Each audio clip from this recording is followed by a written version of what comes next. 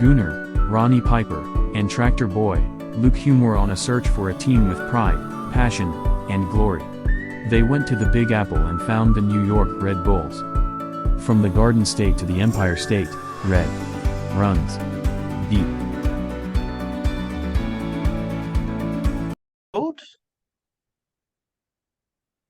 Good afternoon, good evening, good morning, wherever you are in this world, in its winter season.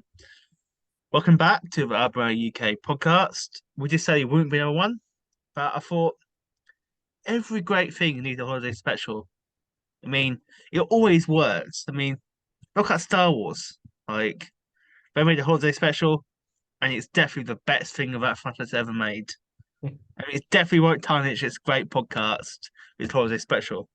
But you know what's funny, we kind of had to do it special because there's a lot going on. There's a shit ton of stuff happening. It's off season, but it's not quite off season in New York Red Bull camp. There's players again, and we've got a new manager and trades. It's all going crazy.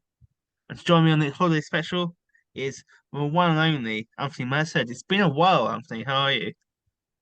Good. Right before we hopped on, I was just saying it has been an incredibly busy off season, probably busier than I can remember in quite a few years. Normally, we don't get any announcements until after the new No, year. no, we don't, do we? Like, but I think that shows how bad last season was. Like, and it's good they recognise it. I think like years we heard talk before from Dennis Hamlet mainly like it's been a bad year. We're not gonna rest. We're gonna get on it. But actually, they're really doing it. Like day one when the manager went, one director went, and not stopped, has it? No, it has not. We had that. I mean, we kind of the worst kept secret was the Emil Forsberg move. I mean, Leipzig was talking about it every single time. Even worse secret than Thierry Henry comes to New York, and that Yeah. was one of the worst kept secrets as well. So Yeah. So we knew on Saturday, right? It was the final whistle blew in the Leipzig game, and we got the press release maybe a minute after. So that was another move. Obviously, Tom Barlow, yeah, Andrew Yearwood have departed. Omir Fernandez is a free agent. It's a lot it's a of lot. It's stuff got a in a lot really short window. happening. What's happening? Like, to be honest, I was a bit surprised by the whole Omar Fernandez thing. Like, I thought he was one of our better players last year. I know we didn't let go. He went on free agent. He's going to Nashville, I believe. Or might be confirmed by now, but he's going to Nashville. They love a ex-New York Red Bulls midfielder. They do. Like Sean Davis, Stephen Carty, Alex Mawil still there, I believe, and now Amanda Fernandez. Obviously, like you said Tom Barlow, and whoever did that deal deserves a bonus. Getting Yeah. 250K for Tom Barlow over 2 years Yeah, just is about. So something. definitely 125 confirmed for the first year, and then it could be another 125 if certain metrics are hit on his part. So we'll see if that can end up being a good deal. Personally, even 125,000 for him is a good deal. Like, yeah, but yeah, not his biggest fan, Tom Barlow. I won't put his work rate. Never thought that, but I feel like if we want to win championships, we need better strikers, starting strikers for sure than Tom Barlow, and I think that's something every fan can get behind. So the first thing we should really, we've got a new manager, and we're going back for European manager, which I would not expecting to go down. No, for you, well, Anthony. I mean, so if Red Bull has their way, they will always go Yeah, European first. When Jesse Marsh came on, he was the second choice. They had worked with another coach who I cannot remember his name. He managed QPR at one point, and things didn't quite work out with the visa issues. And so they went to they went to Mike Petke at that point. And then yeah. after Mike Petke went to Jesse Marsh. So since then they've obviously gone back to that with Gerhard Struber, and now they're going back to Germany again. Obviously Joachim Snyder, being the head of sport, really wants to go that route. Yeah, it makes sense. Obviously, we'll say I'll put it bluntly. He didn't have a great time last season when he was managing. in the Bundesliga. In my opinion, he got sacked. He was about to go down. He got sacked before he went down. Yeah, so it was Hertha Berlin, and for anyone that follows the Bundesliga, Hertha has been an absolute mess for maybe 5 or 6 years now. Jurgen Klinsmann was there and really kind of left them in a bad way. He was a sporting director and coach and kind of just hit the bricks, ran away from the club, and then they were just trying to hold on, and unfortunately were relegated last season, and they're looking to try to make their way back. At the same time, he also managed at Dynamo Moscow, which is probably where he's had the most success, but take that for what it is. It's the Russian Premier League. The other Yeah. team was Mainz in the Bundesliga, who have produced incredible managers over the years. That's where Jurgen Klopp came from. That's where Thomas Tuchel came from. Yeah. So it's going to be very interesting to see if he brings that style with him to the Red Bulls, which I think would be a good fit. I think I've touched on this before with Ronnie. It feels like they've completely re restarting this year. Like for years, we've gone down this. We're not going to bring European stars anymore. We're going to do this youth development football. We're going to bring players through. You talk with Tyler Adams, Sean Davis, and later years the Tom Barlows, the Ryan Wrights, and it had its early day success, but I think it's fair to say it sort of stagnated towards the end. And I feel like that Red Bull development or March Ball, as it was once coined, high press could be over, or at least the American first, no superstar team efforts could be done. Obviously, bringing Forsberg in, he's not a Zlatan, but he's still a very big European star, which this team was not touching in the last 8, 9 years, really, were they? No, so yes, it is a little bit of a departure. It is and it isn't, right? Like, because Emil Forsberg, like you said, is not a superstar, but 32 years old, lots of experience. I mean, Yeah, he was still scoring in the Bundesliga. yeah, This is not a typical Red Bull move, a typical in the last 5 years or so. So they really went for experience this time, and they are it's a shift. I wouldn't say it's a complete about face from their philosophy, but they're going for players who are going to be a little bit more possession heavy and a little bit yeah, less frantic on the ball, because for a while it just seemed like they were just trying to create chaos all over the field. I don't think that's going to be happening in the next year with a player like Forsberg on yeah. the club. So with Forsberg in, you respect him to be your leading man, really. You respect him to be leading striker. Let's not kid ourselves. Um, Would you not? so if Shores plays the way that he has in the past, it'll be a 4-3-3. Yeah, I still think Van Zier is going to be the starting striker, and I think because Forsberg likes to drift to the left, he'll be essentially the left winger, but pretty much like transitioning yeah, with Van Zier from time to time. So he'll be up front, but he won't be that guy that yeah, that rigid striker yeah. that you'd I expect. Yeah. really think Van Zier needs to have a good year next year because he's had a disappointing opening season. Even you take away all the off-field issues he had, he's not scoring enough goals this year. No. But I know that's been an issue in our whole striking department. We've not scored enough goals. Like next year is really going to be a year he sort of breaks through. Like he's going to be back next year because he got a guaranteed contract and because he's DP. But even if that DP back, another DP or a young designated player was Dre Eward. Obviously, it comes from about 20 minutes up the road where I am right now. And was brought to MLS with a lot of promise, and he's never quite lived up to it, has he?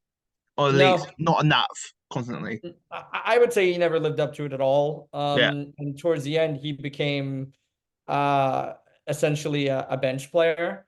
yeah, Daniel Edelman really, really took his spot. The whole idea was supposed to be you had Yearwood and Cáceres, or Yearwood and Amaya together, but Yearwood and Amaya seemed to occupy the same space. yeah, So, they decided that they tried to play Yearwood further up the field. It didn't quite work. So they benched him and went to Danny Edelman instead, and that's worked out to the point where it's not official yet, but we're hearing rumors that Edelman will be signing a long-term contract with the I've club also seen that today, for next year. Yeah. which makes great sense. Sort of mentioned it, but I think Frankie Amaya has really come to light in the last year. So I remember we first signed him 2020, and there was obviously quite a big Wally sign when Wally saying he did sign, and there was a lot of promise, but it didn't really work out for him that first season. But this season, he seems to really come to light and showing he can be that big player people were expecting him to come.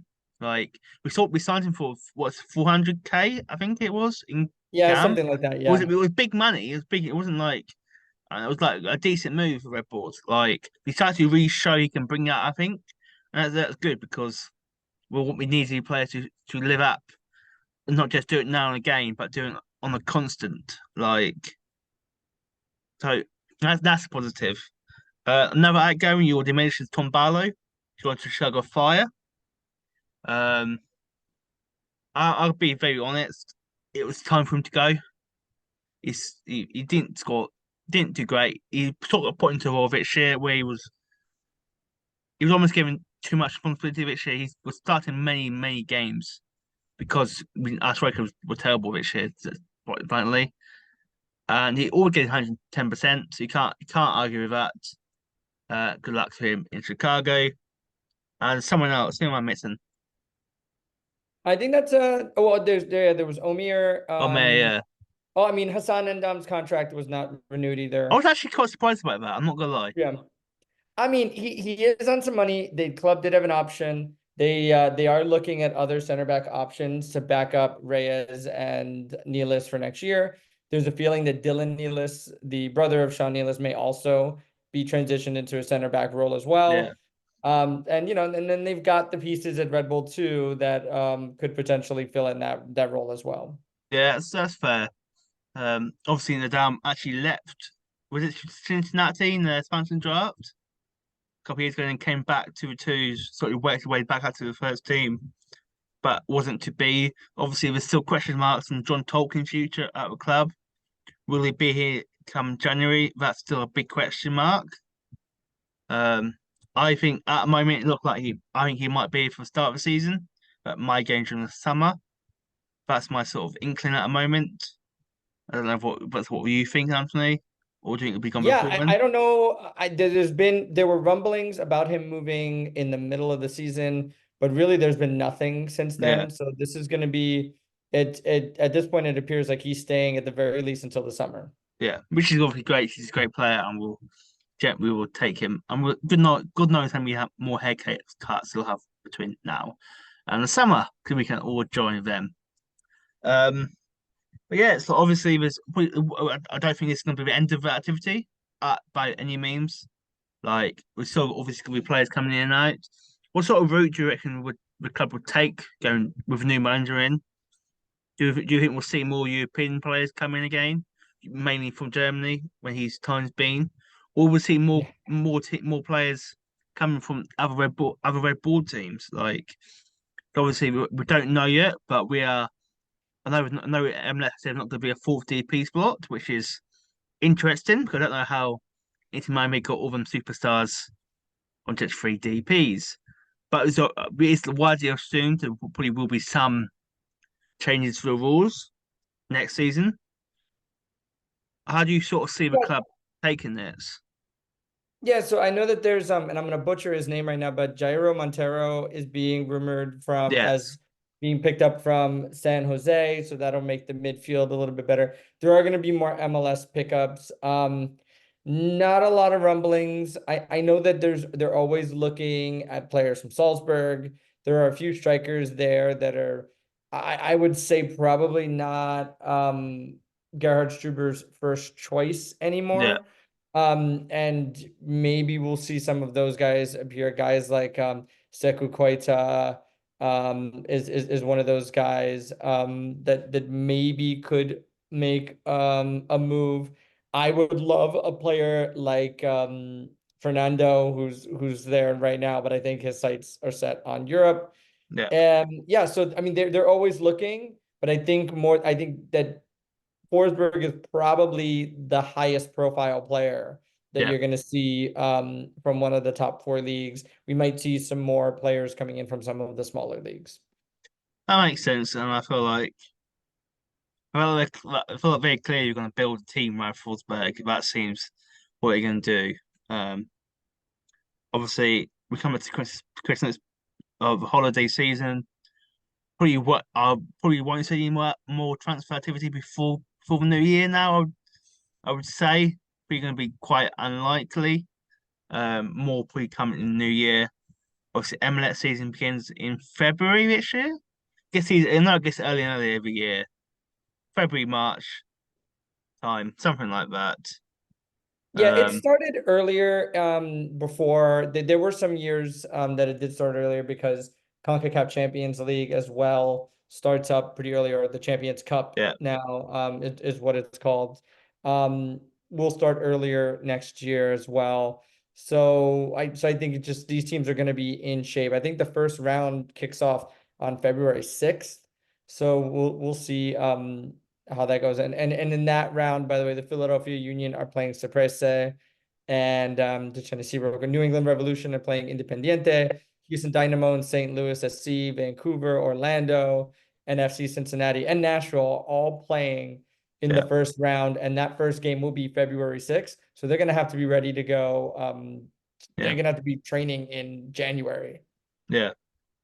Yeah, unfortunately, sadly, that's not something we have to worry about. So we're not going to contact Champions League again next year, which is always a great disappointment.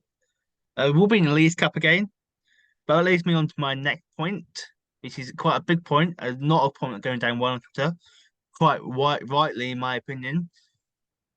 US Open Cup, for those that don't know, is the oldest competition in American soccer. It's over 100 editions, so it might be 134, something like that. Obviously, MLS is like less than 30 years old.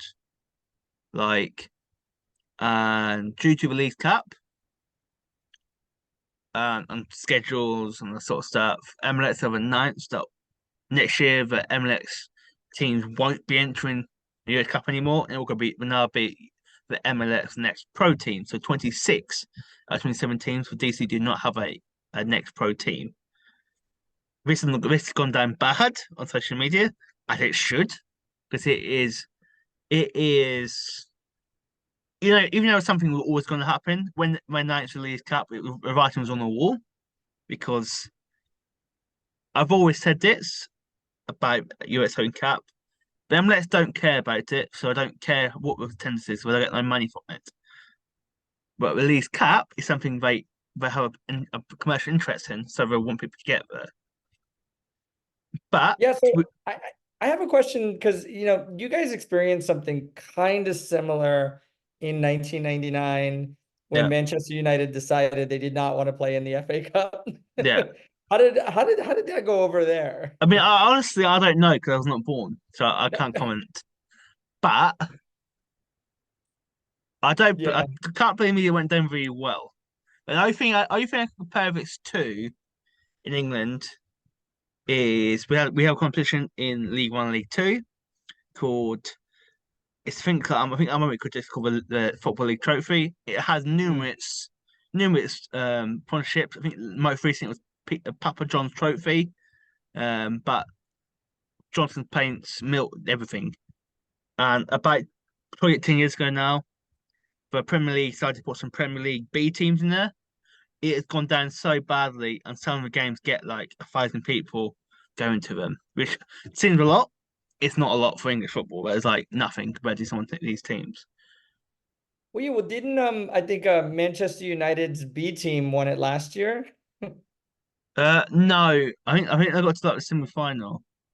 Okay, so they lost in the semifinal. Okay, Didn't win yeah. it. No B team's ever won it yet because it's not. They don't take it seriously either. That's the thing. Yeah. But it's sort of like for me, like the US Cup is like when we got to the final in 2018, the semi-final last year.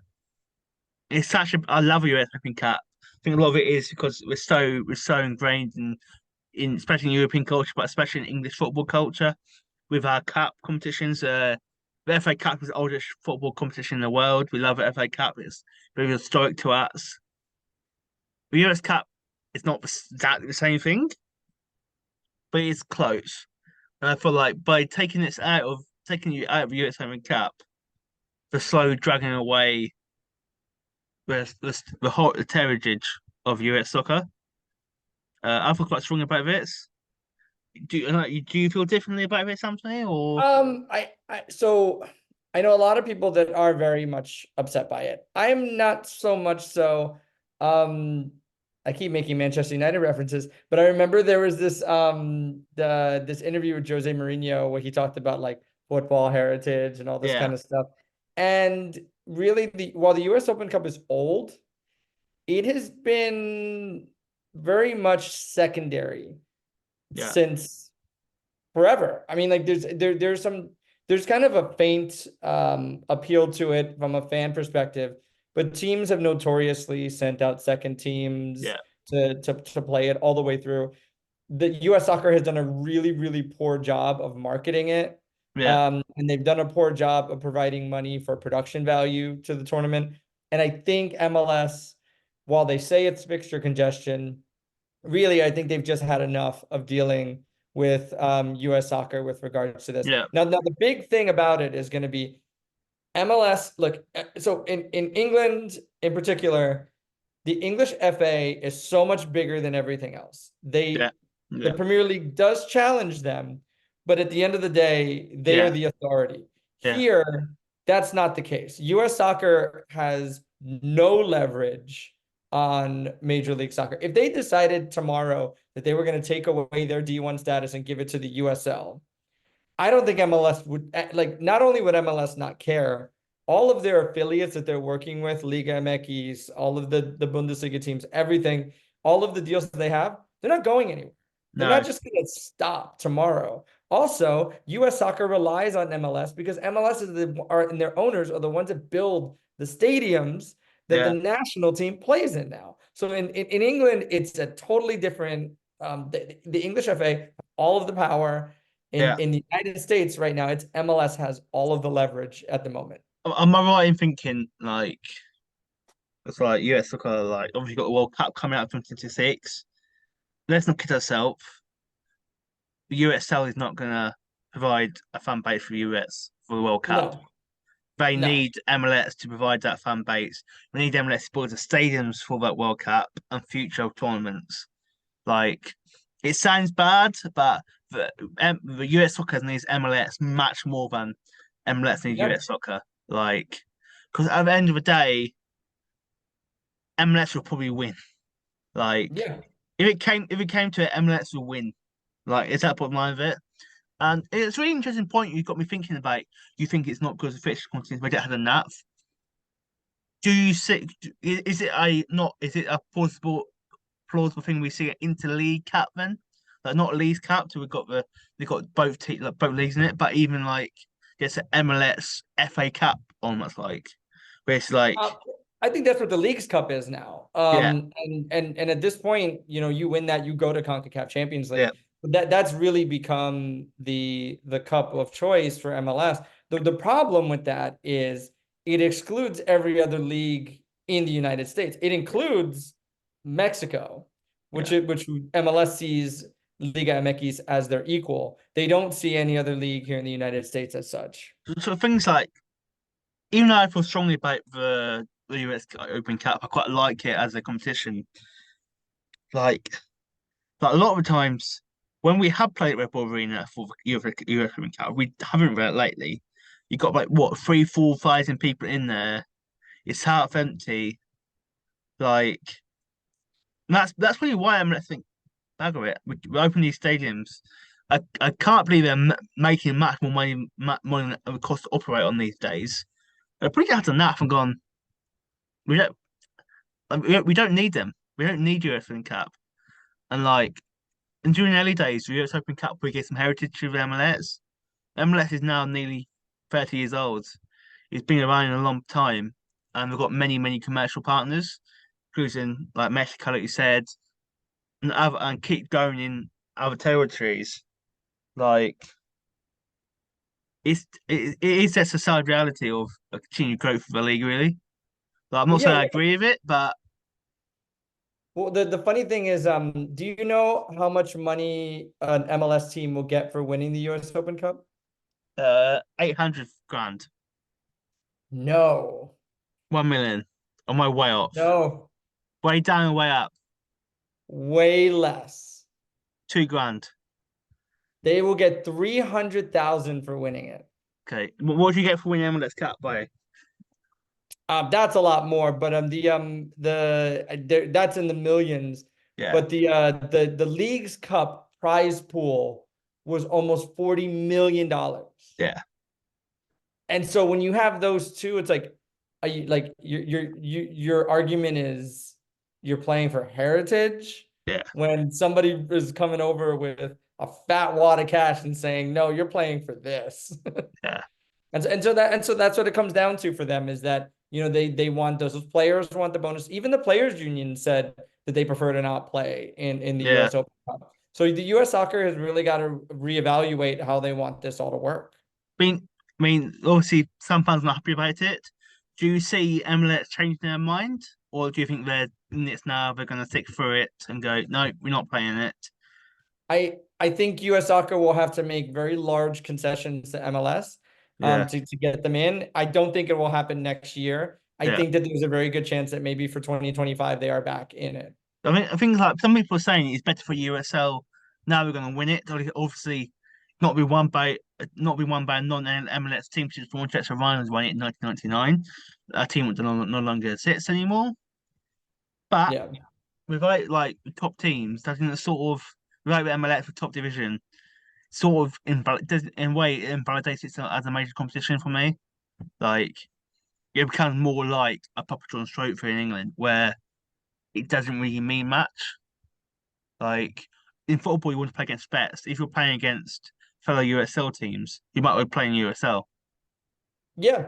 And look, there were rumors for a long time that the USL was going to create their own version of Yeah, a cup with, USL Championship and League One teams.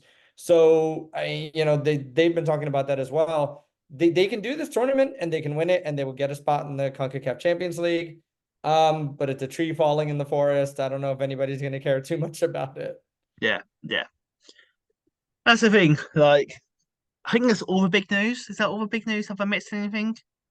No, not from the men's side. No, definitely not. So that's pretty much it. Like all I can think of. Obviously, more to come next year. Like more will be more players, and like hopefully a better season. Like it can't be much worse. I can say. I'll say. Um, Obviously, when Miami comes to town, it will be no doubt chocker with Messi fans again. Obviously, Luis Suarez is now going to Miami as well, which is interesting. Like I think they're trying to get put back all his Barcelona teammates. It's almost like it's a social experiment.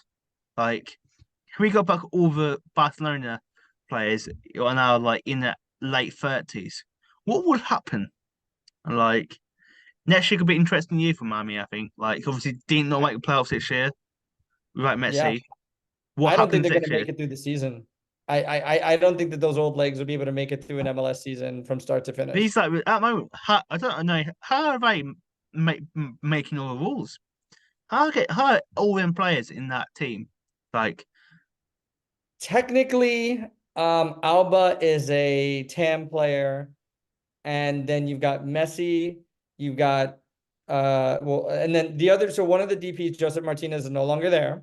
no, So he's off the books. So that's the open DP spot. You've got Busquets, and then you've got Messi and Luis Suarez now. If they do sign him, will be it. okay.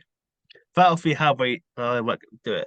Um, well, so we're nearly at the end of this episode, but I thought as it's a holiday special, we do like what sort of holiday game. So obviously,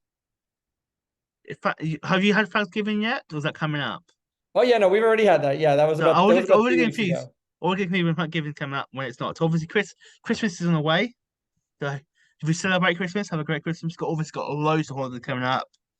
Hanukkah and loads of other things. So whatever holiday you see, have a great one. But I thinking earlier, I was with my mates in the canteen thinking, I was like, if you can invite anyone, to like a Christmas dinner, who we invite. So I'm going to reframe it. If you can invite any 6 New York Red Bulls alumni to your Christmas dinner, dead or alive, who would you invite? It doesn't have to be players. It can be general managers. It can be staff. Who would you invite? Okay, first and foremost, Thierry Henry. Yeah, Let's see. Former coach Hans Backe. yeah.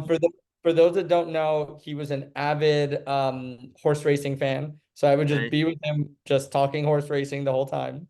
Let's see. When you look back at it, it's quite funny that a manager who had no real success at Red Bulls has basically laid the foundations for one of the most successful fan groups. Like, Yeah, it's mad, really. he was also the first coach that managed in Red Bull Arena. Yeah, he was. Yeah. Yeah. Okay, so we got that. We got those two. We've got obviously I have to bring my boy Mike Petke Yeah. along for the ride. Going way back, Eddie Gavin, the infamous Goalkeeper. field player that became a goalkeeper to make a substitution happen.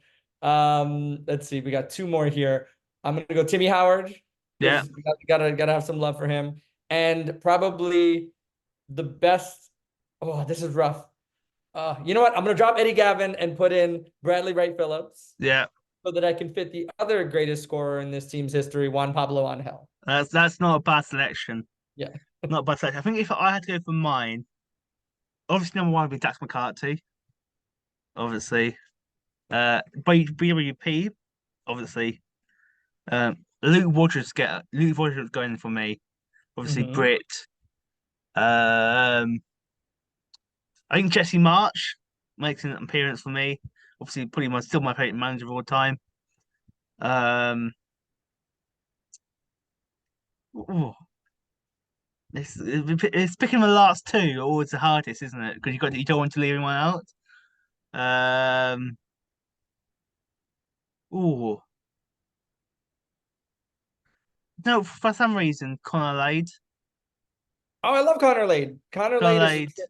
oh, he's great. Yes, he's like a really good chap, and I mean, so long he's like it's such a spot. He like, started the youth developments, Connor Lade, and yeah, I think Tom, you can't leave out Terry Henry.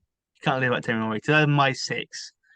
So that's pretty much wraps up today's episode for Holiday Special. Um, her 2023, let's say play out as it wasn't the best year on the pitch for the Red Bulls. It was pretty damn awful, to be honest. We had technically 3 managers in a year, which has got to be a franchise record, surely. Like, and we've had a changeover in managers.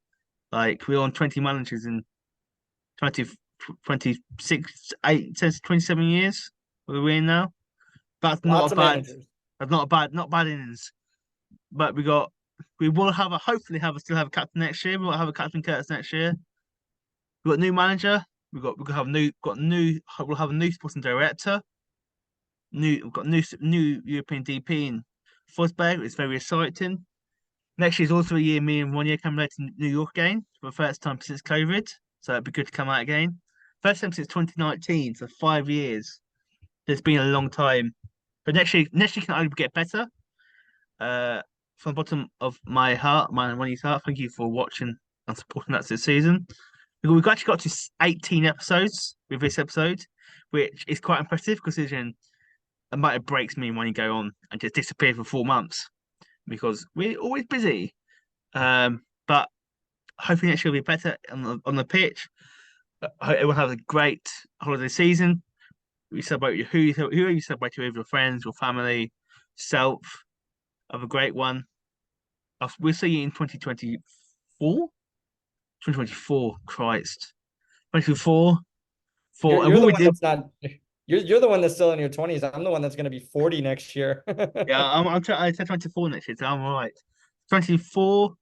It will be 2024 for our next episode. I promise you it's time. We will not have a Christmas episode for another episode since now at New Year. So 24 will be a new season, but season 3 of Red Bull New York, LLUK podcast. There's gonna be lots of great stuff coming out. do more Humps and Metros and many more podcasts on here. So it's gonna be great. Thank you for joining me today, Anthony. It's been a pleasure as always. Right. Yeah, thank you. Let's go Red Bulls. Happy New Year, everyone. Happy New Year. Happy New Year. Happy holidays. Blah blah blah. Have a good one.